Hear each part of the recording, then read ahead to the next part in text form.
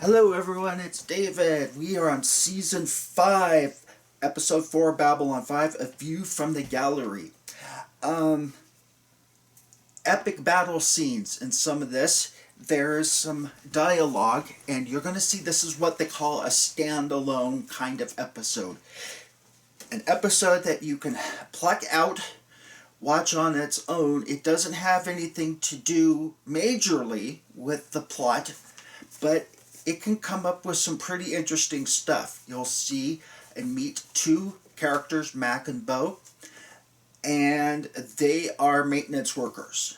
And this is basically a view from their point of view. Okay? You'll see there's a guy named Harlan Ellison, does a lot of sci-fi work. J. Michael Straczynski was named executor of his estate, and JMS has set up a nonprofit to monitor and take the works of Harlan Ellison and finish them, bring them to fruition. This is also one where you're going to want to subscribe to JMS's Patreon account because he has a lot more information there as to what sorts of things he's going to be doing with that.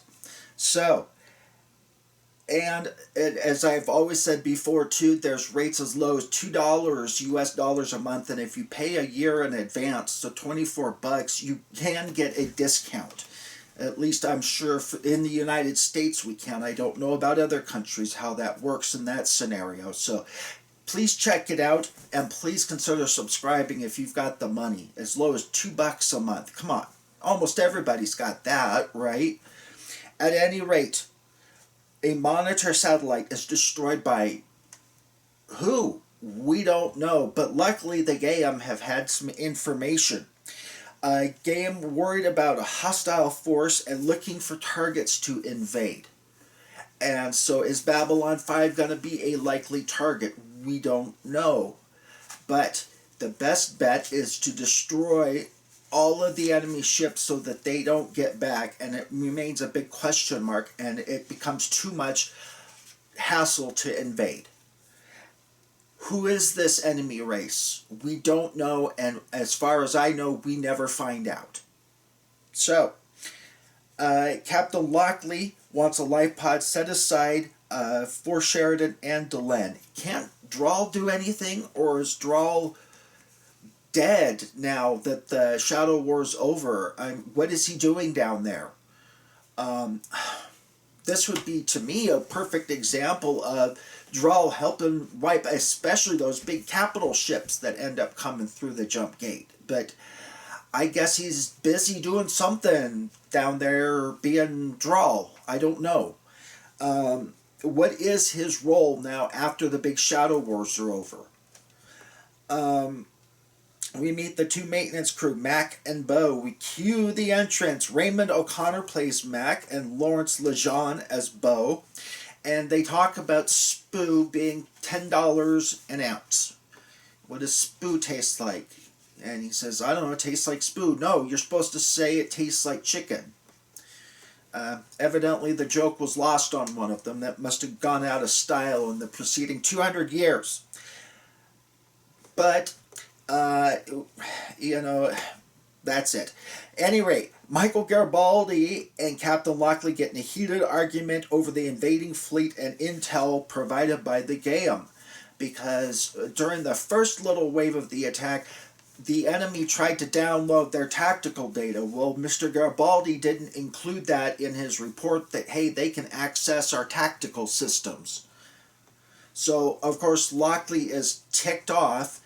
So she goes down there and on the tube harasses Michael Garibaldi to go back to the GAM and ask all the questions he didn't think up the first time. I gotta kind of agree, that sort of information, I don't know, maybe Michael Garibaldi's getting sloppy, but then again, he also can't walk on water. So, he is a human being. And that's kind of his defense of like, look, I just didn't think, that sort of thing. And she goes, well, I want you to go back and ask him of all the questions you didn't think up the first time. At any rate, a huge fleet forms out in hyperspace.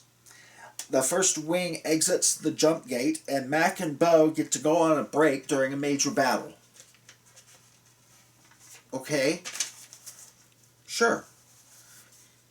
And Mack makes one of the all-time greatest, most iconic lines that the White Stars look like plucked chickens to him. Okay? Awkward. Jakar and Londo get stuck in a shelter together, and they talk about what their lives were like. Jakar's was in a shelter, but he eventually came out of a shelter during the Wars of Liberation from the Centauri, and Londo always had duties, responsibilities, and everything else. And Jakar says, well, that explains it. And Londo says, what? And he says, I was able to come out of my shelter. You still carry yours around wherever you go. And he asks, how long you think those two been married? Which is kind of an iconic line. All of a sudden, a second wave comes through the jump gate, and more battle ensues. In fact, Bo ends up in a chance encounter with Byron and his telepaths, able to take a telepathic ride in one of the Star Furies. It's kind of a cool situation if you think about it. At any rate, Sheridan's talking to Delenn, talking about, you've got to, we're making evacuation plans type of thing, and he says, I'll see you again in the place where no shadows fall, if things go terribly bad. But the White Stars arrive, and they clean up the enemy. And at the very ending scene, or one of the very ending scenes, Max says, you're all right by me, Captain Lockley. Okay. Sure. It's like I want to like this episode because there are some really good CGI effects, like the Star Furies leading Cobra Rays. The dialogue, though, seems really disjointed. And I'm not sure if that's because maybe JMS and Ellison had different writing responsibilities or what. But it's somewhat awkward, and it seems to me to be disjointed from what's really going on.